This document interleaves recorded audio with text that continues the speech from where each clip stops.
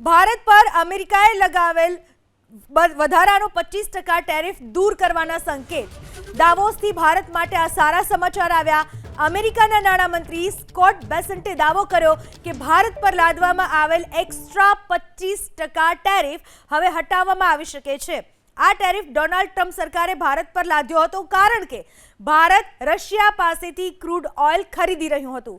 Trump સરકાર ભારત પર લાદવામાં આવેલા 50% ટેરિફમાંથી અડધો ટેરિફ હટાવવા પર વિચાર કરી શકે છે. તાજેતરમાં ભારતે રશિયા પાસેથી ક્રૂડ ઓઇલની ખરીદી ઘણી ઓછી કરી દીધી છે, તેથી ટેરિફમાં રાહત આપવાની શક્યતા બની રહી છે. અમેરિકાએ ઓગસ્ટ 2025માં ભારત પર 2 વાર ટેરિફ લગાવ્યો. પહેલીવાર 1 ઓગસ્ટે વેપાર ખાધને લઈને 25% ટેરિફ લગાવવામાં આવ્યો. આ પછી 27મી ઓગસ્ટે રશિયા પાસેથી ઓઇલ ખરીદવાના કારણે વધારાનો 25% ટેરિફ લગાવવામાં આવ્યો.